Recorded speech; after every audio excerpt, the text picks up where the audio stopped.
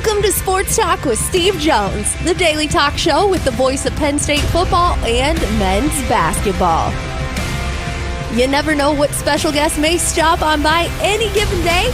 Now here's the man of the hour, Mr. Steve Jones. And once again, we will open the show with 49 good San Francisco seconds, because I know all of you are aching to know about a team that's 3,000 miles from here. That's right, 3,000 miles away, 3,000 feet from my heart. They banned just so sappy. What are we doing here? My goodness. As long as they allow smelling salts at some point in the season, I think they'll be fine. The one thing I actually do want to mention is, sending out prayers to Greg Papa. Absolutely battling cancer right now. Yeah, that's... Greg, I don't know. Guy Haberman, who will fill in for him, I do know. Did a lot of stuff with BTN. Yeah. So I do know Guy a little bit. But yeah, I mean, he's battling. Greg Papa's battling. That's tough. So we wish him nothing but the best. No practice yesterday, so we're back in the practice field today. I will give you one funny anecdote from Tuesday night's practice. Everybody's like, why did BTN air the thing at midnight? Because Penn State practiced at night. Okay. Let's use some common sense here, people. Can't believe it. What disrespect. Penn State practiced at night. Okay. Just, right? They didn't change up the practice schedule because, to accommodate them. But I think the practice began like 7:30, 7:45, something like that. They did a lot of work on Tuesday night, a lot of work. And it got to the point where at the end, they're in the last period. And all of a sudden, on the east side, because remember, the lights on the west side are new and they're hooked into a different circuit right now. Lights on the east side, the timer went off and they went out. like, well, that ought to end it. That's like one time we did post game. We went back when we were still doing post game on the stage by the Jordan Center, and there was wind picking up as we were getting close to the end of the post game. The wind picks up, total blackout. That's how we end the show. We're done. I remember Hurricane Hugo, 1989. Comes in, and I was doing high school football at the time, and Penn State was playing Lock Haven. This is before they became Central Mountain. So State College was playing Lock Haven, and it's windy and rainy all night long. The rain's not constant, but Yep. And finally, we're in the post game show. I'm in the post game show, and all of a sudden, an explosion happens. What happened was transformer blew up. Oh, jeez. And I said, and that's it. We're done. Thanks for joining us. We'll see you next Friday night. And that was bad. But, of course, the famous one was Rec Hall. Max Holt goes back to serve in the NCAAs, right? And it was epic 5-set battle, the whole deal. I think they were playing UCLA, I think. And Max goes back to serve, and the clock hit midnight. All the lights in Rec Hall went out because the timer. The timer on it, yeah. Right. Oh, so boy. They had to wait for the lights to come back up, and when the lights came back up, Max took one swing, service ace, and ended it.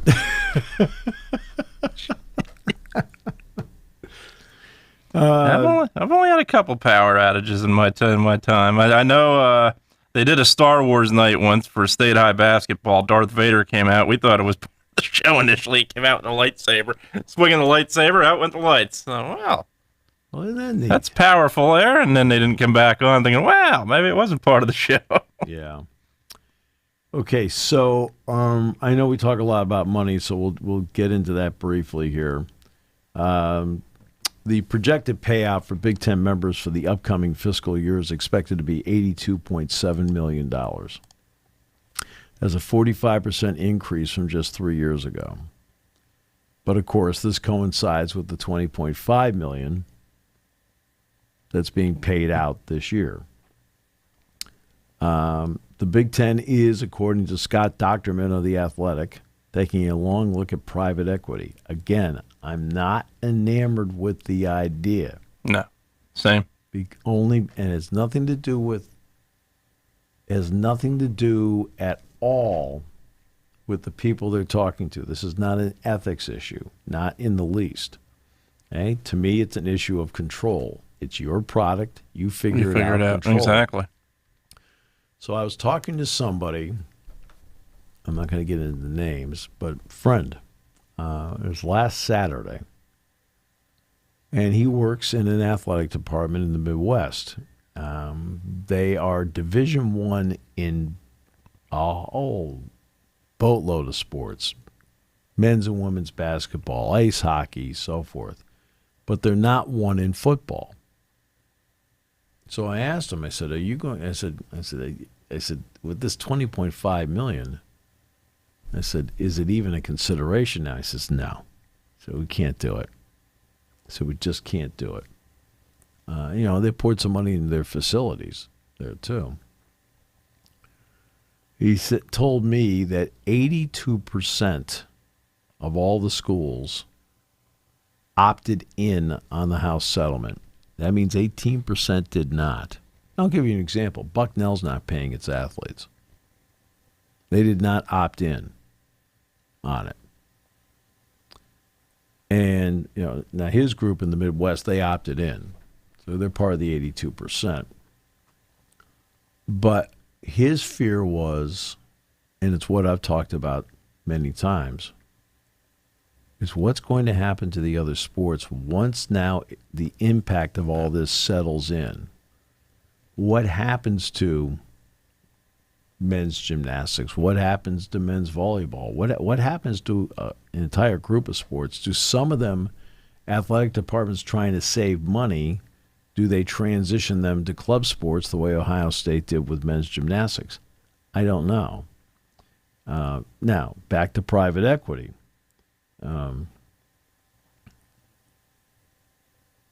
Tony Petitti told The Athletic in July, our membership has made it clear that modernizing how conference offices work and function on behalf of their members needs to change as we get into the next world. We started this process more than a year ago to evaluate the way we do everything. What things do we need to see that the NBA does really well in the central office, or Major League Baseball, or the NFL?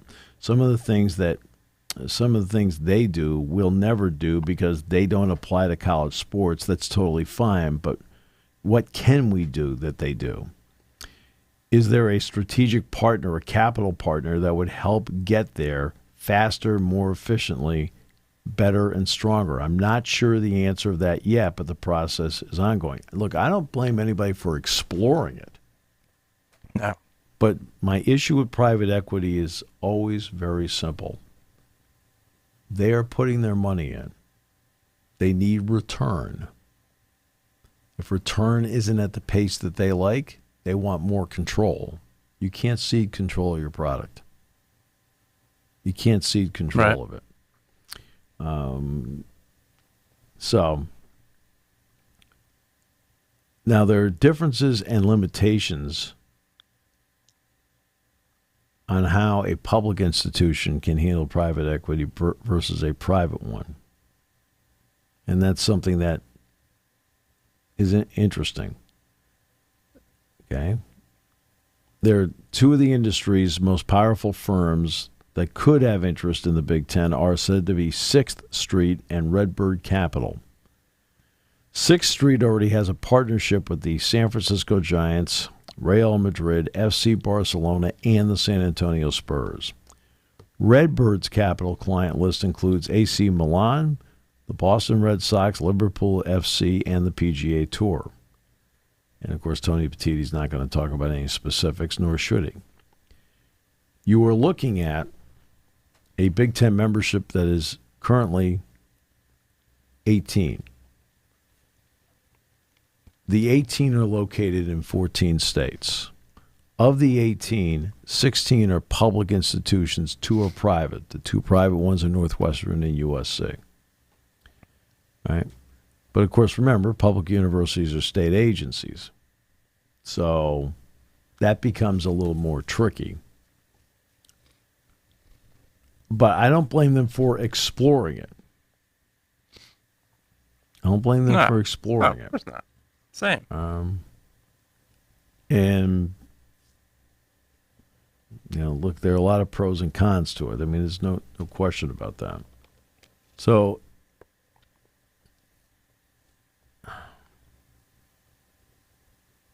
the Big Ten programs, okay, on top of the money they're directing to athletes, most Big Ten programs are saddled with significant debt as a result of past, current, and future facility projects. The 16 public athletic departments list a combined $2.3 billion in athletic debt, according to the latest NCAA financial statements, which were obtained by the Athletic through the state open records request. They made one about your finances. Well, those are a little bit like this, but yeah, in the end, they at least consistently try to make its way back up. They found some discrepancies. They did. Yeah, sometimes it's okay to fudge the numbers. Sometimes numbers don't lie. That's what I'm told. Yeah. 12 of the schools owe at least $90 million, and 8 owe more than $160 million. None of the figures includes Northwestern, which, of course, is building an $850 million football stadium, or USC. No Big Ten school reports more athletic debt than Illinois. $312.5 million. In 2024, the fiscal year, payment was a manageable $26.46 million, so they were able to handle it. But with the revenue sharing, it does become a problem. They're looking at lots of options there. Josh Whitman says they're at least looking at the possibility of it.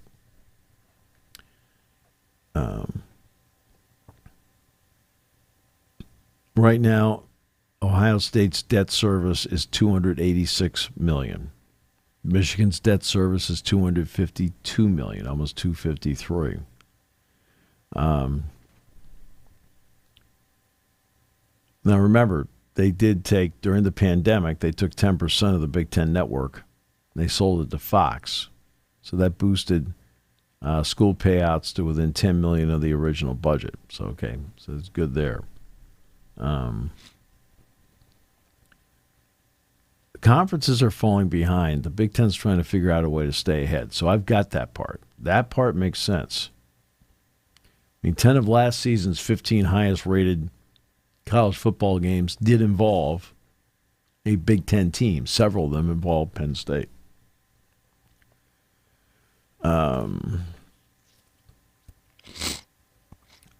According to the most recent tax return,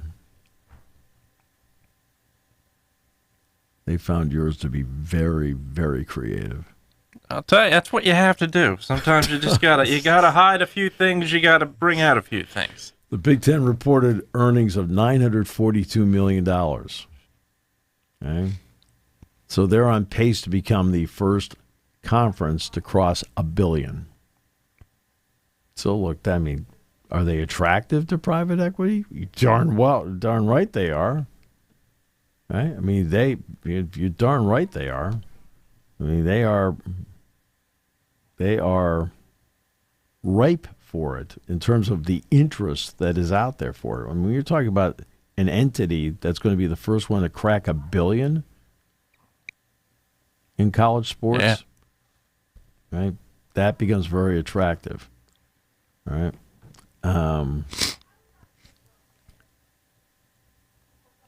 And, look, the footprint is so rich.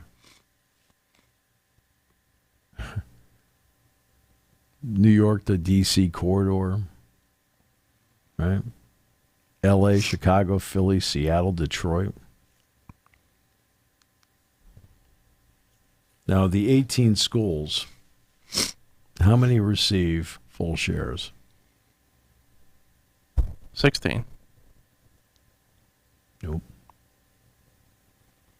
14. 14. Yeah, because, it would be 14. Okay.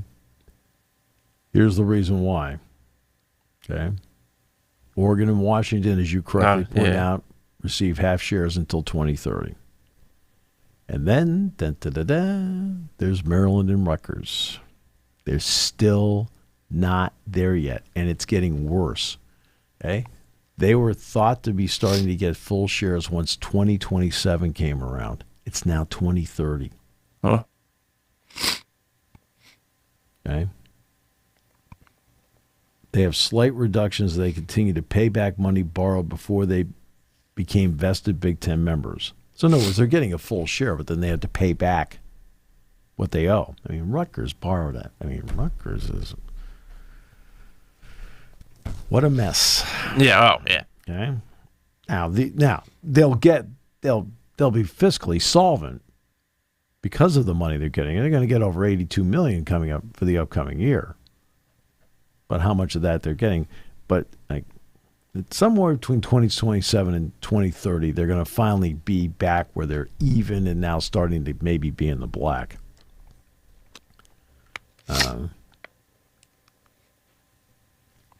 The Maryland thing was in part because of the buyout from the ACC. I think, they pay $50 million on the buyout or something like that. So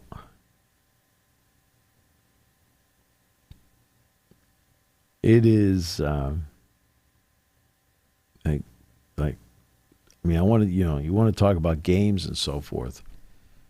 And believe me, I want to talk about games more than anybody because, God, I love games.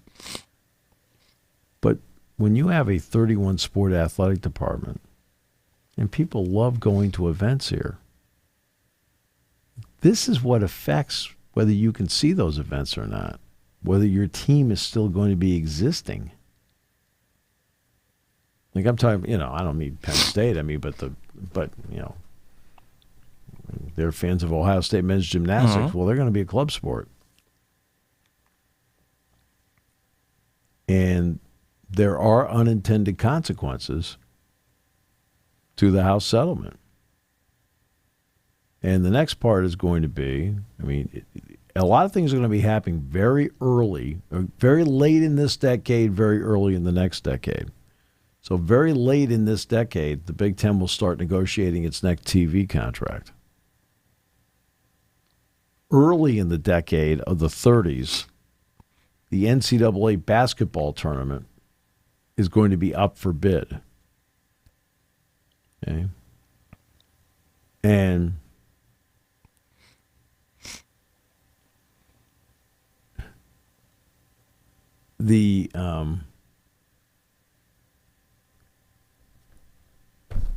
and if you notice, they put on hold.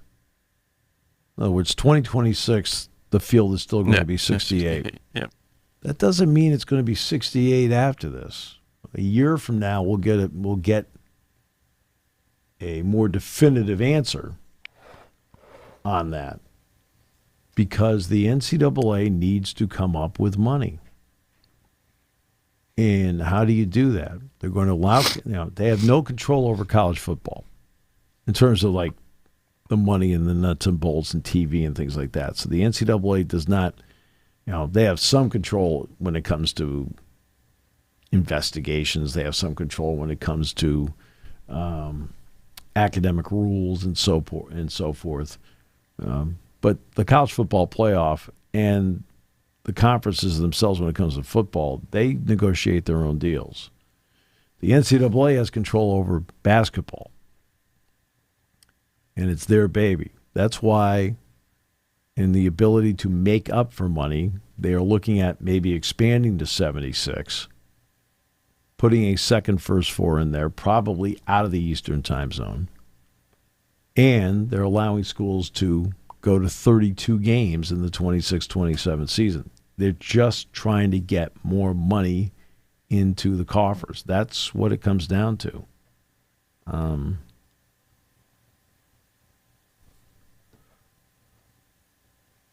So, I know everybody's talking about the college football super league and so forth. Look, let's go back to European soccer for a moment. Remember when it was announced about the Super League? I'm sure when they announced it, I'm sure that they thought they were going to be hailed for doing something incredible and groundbreaking. And instead they got crushed by everybody. And a Super League doesn't solve anything. No. You want to know why? So let's take the SEC. I'll use the exact. So we'll take an actual conference right now. When Texas and Oklahoma joined in, you and I were doing the show at the time, and I had to show you on the map where Oklahoma was. Texas is so easy to tell. It's that nice big state, but Oklahoma, on the other hand. No, I know those listening. I promise you, I know the map. I'm kidding. Believe me. I hope they all know we're kidding. This is one of the smartest people I've ever worked with. I mean, smart on I hope they know we're kidding. Multitude of topics. Okay? Yeah. We're just having some fun here. Absolutely. But I said at the time, I said, everybody said, oh my goodness, they're going to be this and this and this. I said, excuse me, when they play 8 conference games in a weekend, and they're all playing. Yeah. I said, 2 things are going to happen. 1, there are going to be 8 winners, and 2, there are going to be 8 losers. I said, they're not all going to win that weekend. No. Okay. Same thing with the Super League. We've got 24, 30 teams, and guess what? Half of them are going to lose. Yeah. Yep. It's okay. Would you think they're all going to make the playoff? Yeah. Competition ratchets up, too. You look at, obviously, with Oklahoma and Texas, the SEC is certainly a lot tougher conference than the Big 12. There's no question about that. Oh, goodness gracious, yes. Yeah, I mean, and that's one of the issues that bedevils the Big 12 and the ACC. It's not as if they don't have somebody that can come out and be really good and can maybe win the whole thing. The question is the lack of quality depth in those 2 conferences. In other words, the middle to the bottom is a little bit like Jell-O. All right? And that's the issue. In the SEC and the Big Ten, the depth of the 2 leagues, that's where it becomes, and that's in football and in men's basketball. Sure. I mean, the SEC sent 14 schools to the NCAA basketball tournament last year. Every game was a quad 1 game in the conference. The Big Ten sent 8. And if you had a 76-team field, it would have sent 10.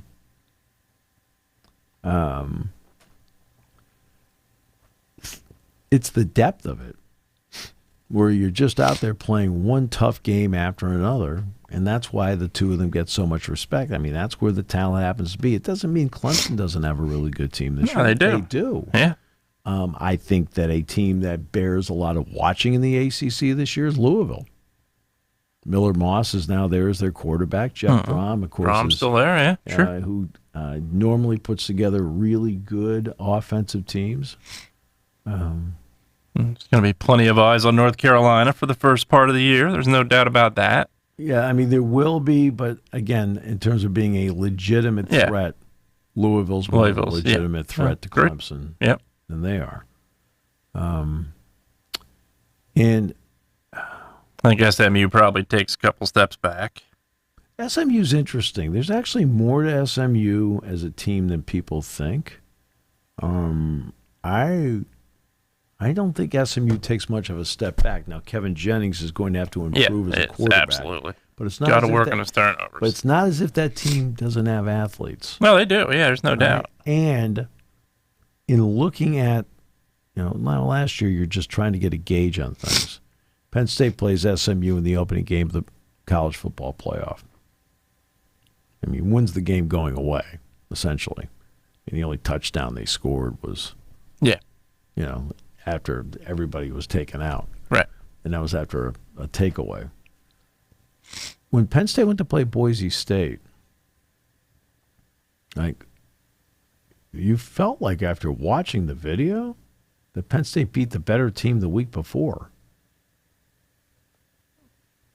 Now, there's no Ashton Genty on that team. Yeah. Right? Jennings, when he's consistent, which is the big if, but that's Jennings when he's consistent is pretty good. But the wide receivers for SMU were better. Players. Absolutely. The defensive line. Front for Agreed. SMU was better. I felt like the better team.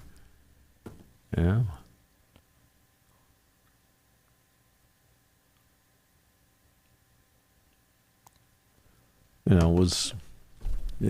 May have been when they beat SMU. All right, that's just guessing, but that's after looking at like 4 SMU tapes, seeing them live, watching 4 Boise State tapes. I know I use the word tape. Who cares? It's video, film tape. I still do. Same thing. Yeah. Video, whatever. Yeah. And so SMU's pretty good. Yeah. They'll also, but Louisville's the team I think to look for in that conference as to a potential threat to Clemson, which looks to be the best team. Who knows who's going to win the Big 12? Again, I will go back to when the Big 12 was in trouble. I mean, Texas and Oklahoma are leaving. It looks like others may get poached. Oh my goodness, what's going to go on? The whole deal. I give them an A+, the Big 12, for survival. I give them a C for membership. Yeah. Okay. The Pac-12, I give them an A+ for survival. I give them a D for membership. The ACC wasn't trying to survive, but they got a C for membership. And for Stanford, for example, Stanford's in a spot where timing in life means everything. It means everything in life. It means everything in love. It means everything in loss. Everything. Timing means everything. Timing works out right, doors open. Timing works out wrong, doors close. Stanford, 10 years ago, let's go 10 years ago. David Shaw's got that team rolling. They're getting to Rose Bowls. They're playing a Big Ten style of football.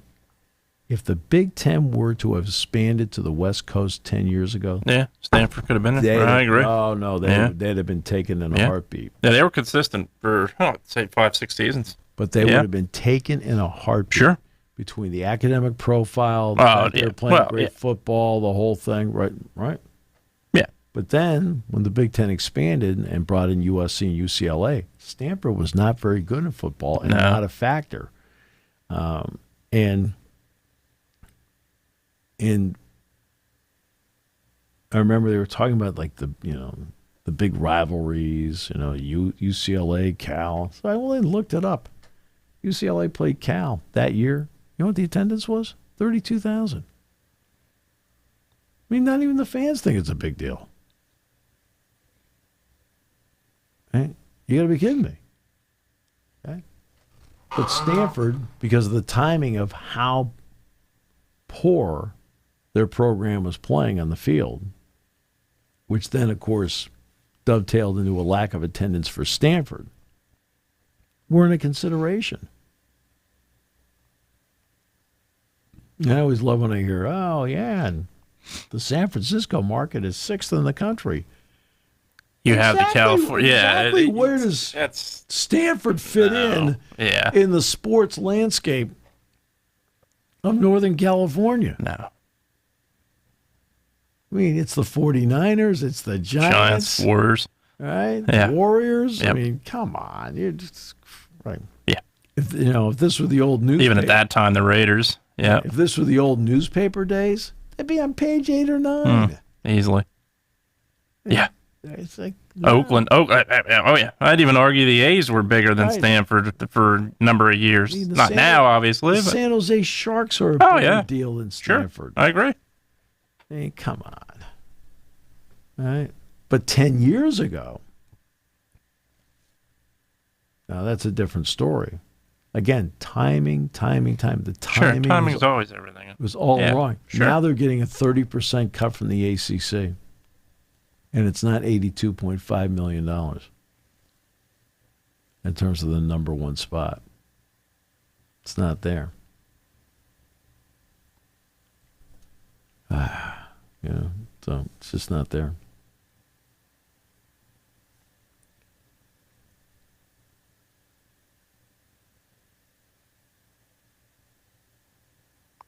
Okay. Yeah, that absolutely, and that's that. Yeah, Big 12 obviously is completely going to be up in the air, I think, without question. And you saw that at media days, really, too. It just there wasn't any clear cut where you're looking at it and saying, "Oh, this is just going to be the team." And as you said, ACC, I think the same thing. I think the one thing I would say about SMU, they're going to learn from the crowd they had to experience in the playoffs. They didn't have a crowd like Beaver Stadium in their entire season, or really in their entire program. Well, So you're going to have the other part, they also didn't know how cold it was going to be. Well, no, that too.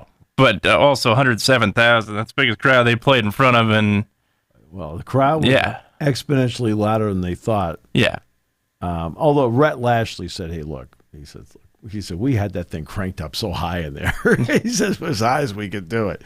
And I remember talking to their broadcasters, and I said, "Hey, look," and I didn't say anything. It wasn't my business to tell them what the forecast was going to be. It's not my business. He says, we played the ACC championship game. That was, like, okay." It's like they get in here and go, I remember going in there and they said to me, "Oh my God, it's cold." It's like, yep. Yep. It's one of the advantages of playing at home. Oh yeah. Oh, there's no And doubt. by the way, it's cold for both teams, but Yeah. Well, yeah. That one team is used to the cold. yeah. So Yeah. That plays that. It doesn't play the role I think that a lot of people think it does. Like USC comes here. Is there a difference? Yes. Have they played in it before? Yes. it depends. So it's not. It depends. yeah. With all the transfers, it depends on who. Depends the on players who. are. Yeah. You don't know. Absolutely. I mean, you could have somebody But- that used to play at Wisconsin is now the Yeah. quarterback at USC. Exactly. Yeah, well, it's fine. exactly. It's fine. Right. And they play in Pullman, and they played in Eugene in November. So it's not as if Right.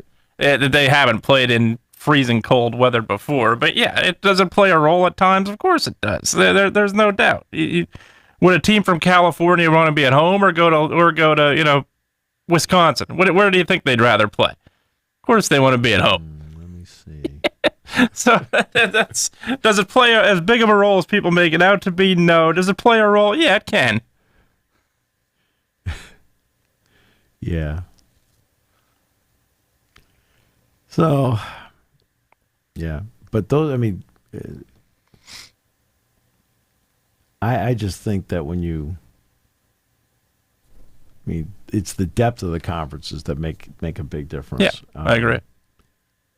What did we learn out of what BTN did the other night? I don't know. I think what they do is they do a great job of zeroing in on what they can. Okay. All right. I think that Dave. It was Jake. They brought in Jake Butt, Yogi Roth. I didn't talk to Jake. I talked to Yogi a lot. I talked to Dave. Jerry Denard was here. He just waved as he went by. Hey, Steve. Like, okay.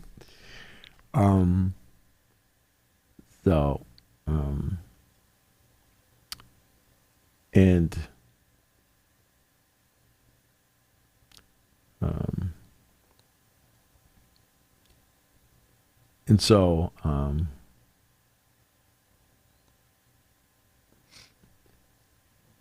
I think what they do is they try to do a general thumbnail about what they see at this point. Sure. What they saw was practice number 6.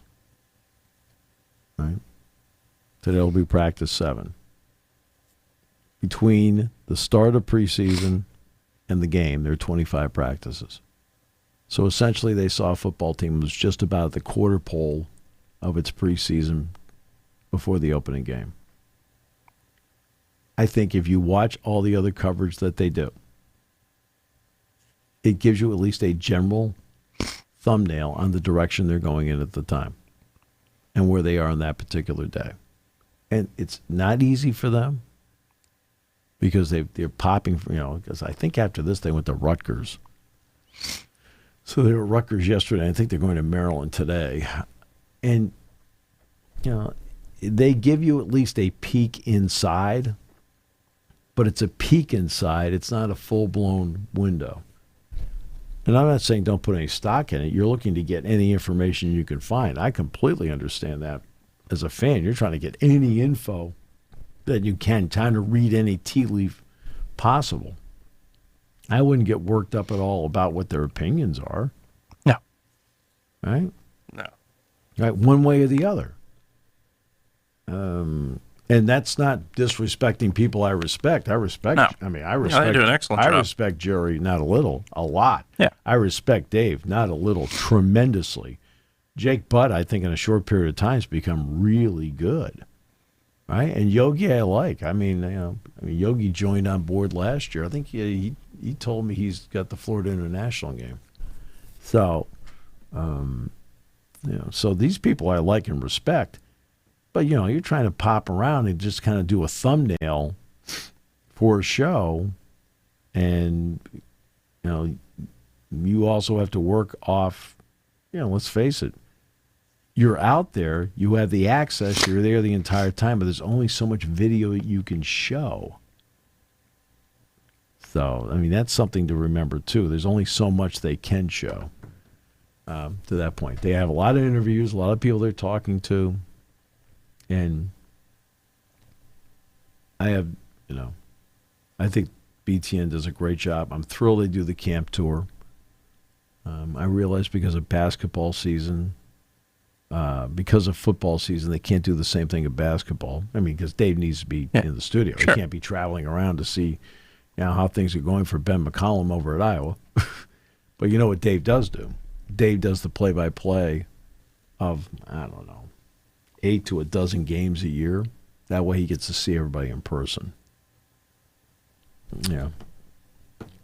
And that's a big plus. Look, they do a great job. I wouldn't sit there and sure. It's always easy to take shots. I don't like Jerry DiNardo. I don't like what he does. Okay. Right. That's and the biggest thing also, and look, James Franklin says the same thing with preseason rankings. He doesn't hang them in his man cave. I don't think any of us do. It's preseason's preseason for a reason. A lot can happen in the season that you don't expect to happen, good or bad. Well, So I that's go back to KJ Winston last year. KJ Winston is a perfect example of that. If you're sitting there on August the 7th a year ago, you're expecting him to be potentially a first-team All-American. Easily. Right. First game, West Virginia game was a sign of things to come. Easy first-round pick. Right. And did you think that you'd get 5 quarters as a fan? You think you're going to get 5 quarters out of him? Yeah. Not at all. Nope. Of course not. Right. And that's why you take everything a step at a time. Absolutely. Fans hate when I talk about a step at a time. And I completely understand it because they want to jump to the next step. I got it. But that's not how you put a team together. You have to literally go a step at a time. And when you're around it every day, which I'm fortunate enough to be around it every day, you understand why they need to take it a step at a time. Every day is a new day. It's a different day. Right? You're guaranteed nothing from what you did the day before. You may have put yourself in a position. Let's take a wide receiver. Okay? Jason Lord's playing wide receiver. He goes out on the Tuesday practice and just lights up the stadium. Bang, bang. Ooh. Okay? Day off, come back today, drops 5 passes. All right, okay. Well, now you have to go back and re-earn the trust that you earned on Tuesday. Or you go out and have a great night, light up the stadium, come out on Thursday and go bang, bang, bang, bang, catch everything. And like, okay, he's stacked a couple days in a row. Let's see how he does Friday. Well, we did it again. See on Saturday. Well, a little up and down, but he's still right there. Or the pressure of, like, okay, we expect more out of you. And like, suddenly, stone hands. That's right. Just like the movie Necessary Roughness, Featherstone. Kirk Bowman. Stone hands. Caught 2 passes his entire Penn State career. They were both in the Nebraska game. Yeah. Including the game winner. Yeah. So, yeah. Your Phillies are doing fine. They're playing well. Yes, they are. Lost yesterday, but still playing well. They lost to the Orioles. Yep. I don't understand the Orioles. I really don't.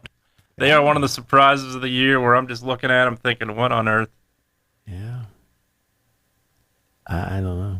Yeah, they've got a closer now, and that being the Phillies. That I think is the biggest Duran thing. Was a big pickup. Yeah, that was major. Yeah, absolutely major, and I think they addressed their needs at the trade deadline. Bader, I know, didn't wow people when they picked him up, but he's enough of a guy that's going to. He's a good player. He provides depth to that outfield that I think is needed in a big way. Kepler has been a pleasant surprise, there's no question, but yeah, he did. They certainly needed that. They addressed their needs in a big way. I thought really they couldn't do much more than they did at the deadline. I thought they did an outstanding job. Obviously, it's going to be an interesting offseason. This Kyle Schwarber's going to command quite a bit.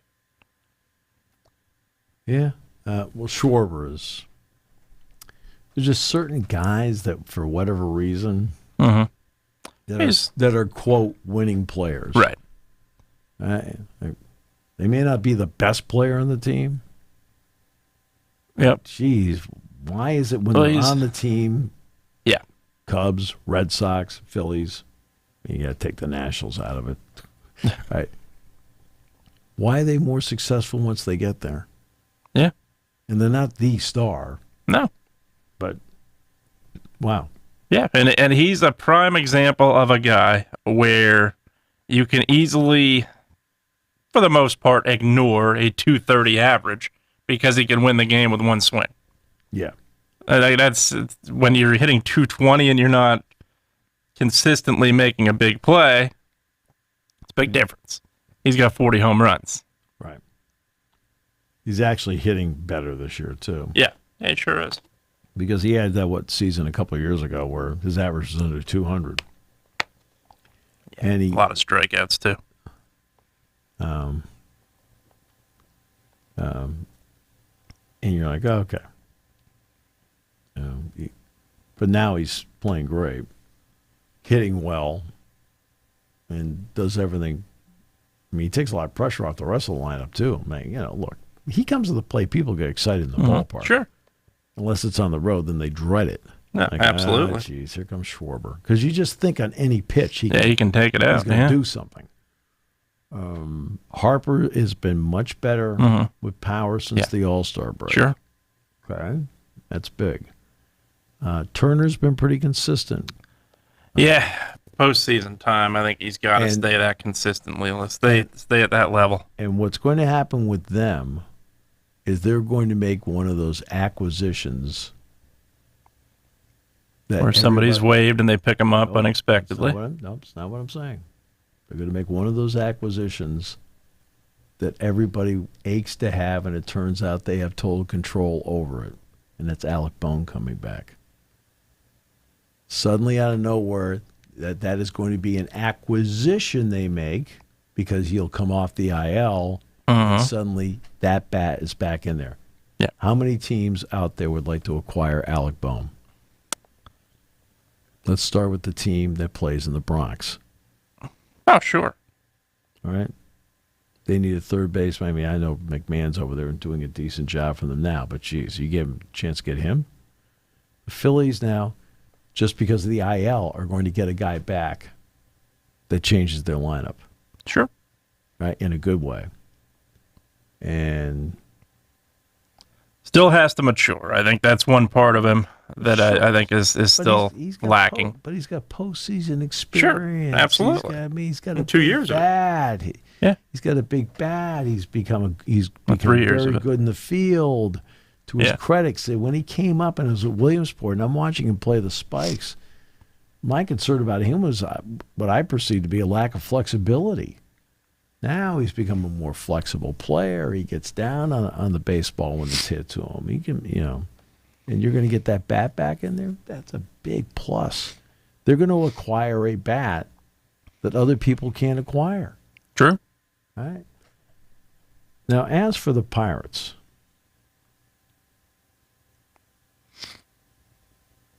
okay, we're done. Ben Cherington's not helping himself. They'd never make a move that's a cost-cutting move. Come on. Ben Cherington. That's a terrible comment. Let me give you two thoughts on Ben Cherington. One, he, of course, has a World Series ring with the 2013 Red Sox. Different organization, different owners, different way of doing things. Right. In 2012, the Red Sox are in last place. Cherington takes Adrian Gonzalez, the first baseman, Carl Crawford, who did not work out in Boston, who had a 7-year contract, and Josh Beckett, and a utility player, and he shipped them to Los Angeles. Okay?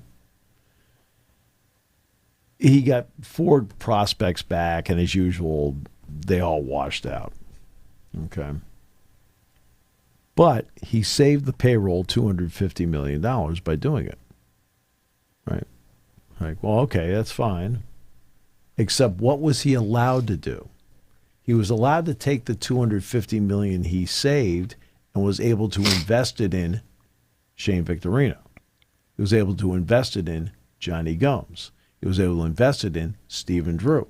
Right? And suddenly he has players. He took the money and he put it into other people. Koji Uehara, right? Who ended up being one of the top closers in the league that year. Got him from Baltimore, I think. But that's what he did with the money. What's he going to do with the money he just saved in the trades now? They're not going to put it into anybody. Who are they going to put it into? They're not going to put any of the money into anybody. Now, okay, so that's one. He's not going to be allowed to do the same thing he did with the Red Sox. What did he save here? $18 to $25 million, something like that. Yep. They are not going to take that $18 to $25 million and put it into anybody because he's not going to be allowed to do it. Now let's get and that's not his fault. No. Okay. No, not at all. Now this part is his fault.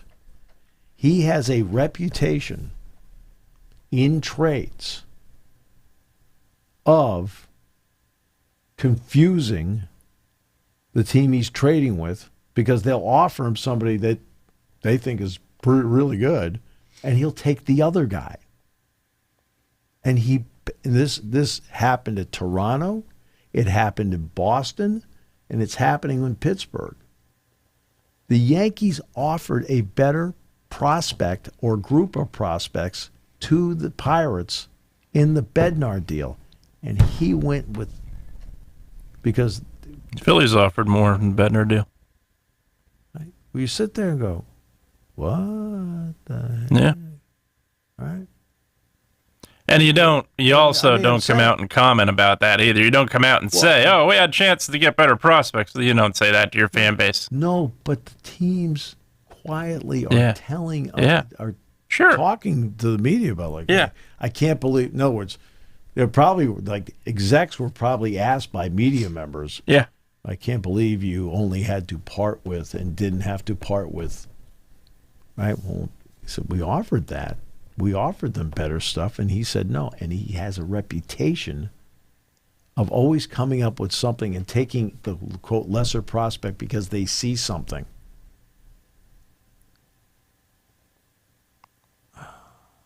What?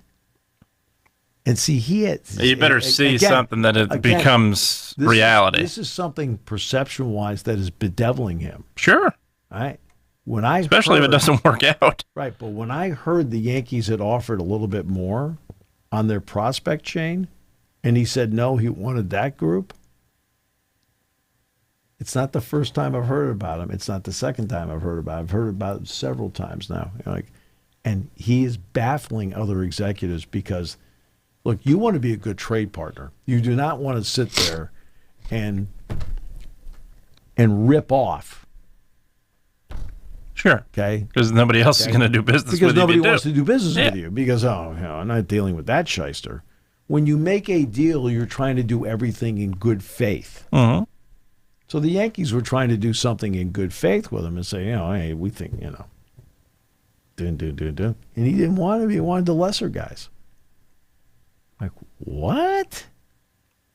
And it's not the first time he's done that. He's done that not just twice. He's done it several times in his career. And he has been a baffling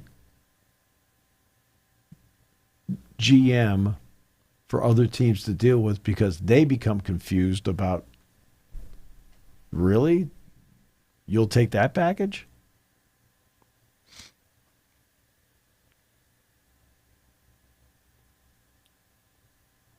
I'm not going to sit here and pretend I'm a better talent evaluator. Well, no. I'm not going to sit here and pretend I'm a better talent evaluator than he is. But I'll never forget talking to Walt Jocketty, who'd been the GM for the Cardinals. He'd been the GM for the Cincinnati Reds. He came into town. He was with the Cardinals at the time. And so I'm interviewing him. I said, Walt, you're out here at the ballpark tonight. I said, no. And people would ask, why would the GM of the Cardinals be at this game tonight? I said, the trade deadline's coming up. How important is it for you to know firsthand as a GM, not just what you're attempting to acquire and how it fits with the current club, but also for you to know what you are in reality giving up to make the deal? And he looked at me and he says, Steve, you just put your on the whole ball game. I have to know what I'm getting. I have to know how it fits. And I have to also know what I am losing to make this happen.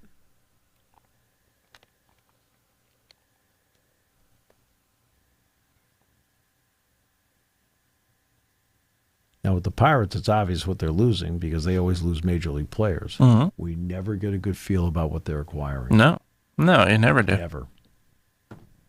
Okay.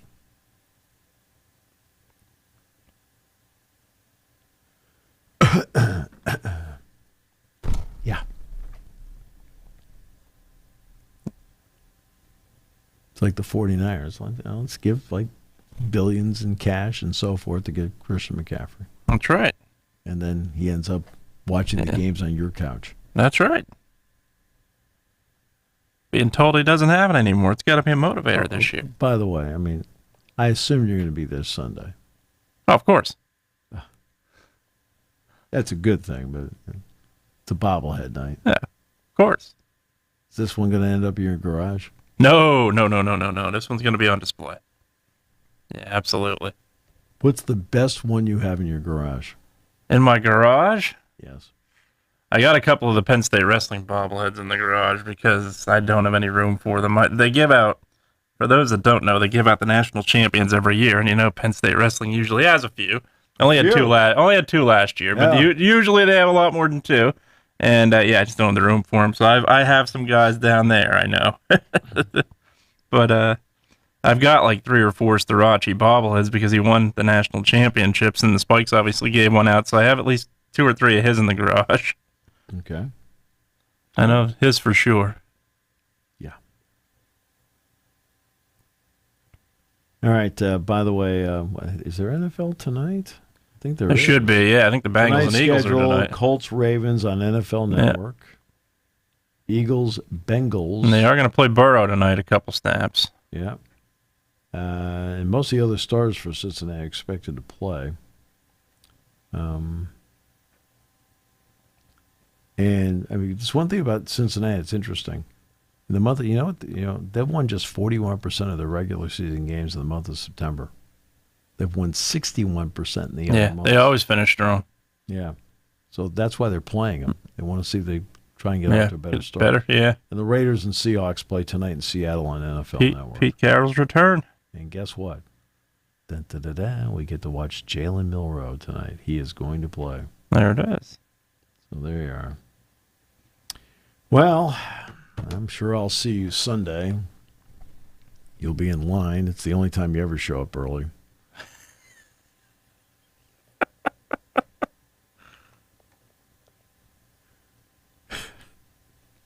Last night, I'm on the field.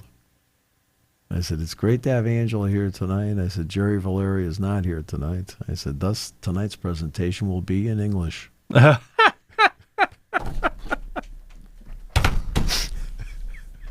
I just paused. I said, meanwhile.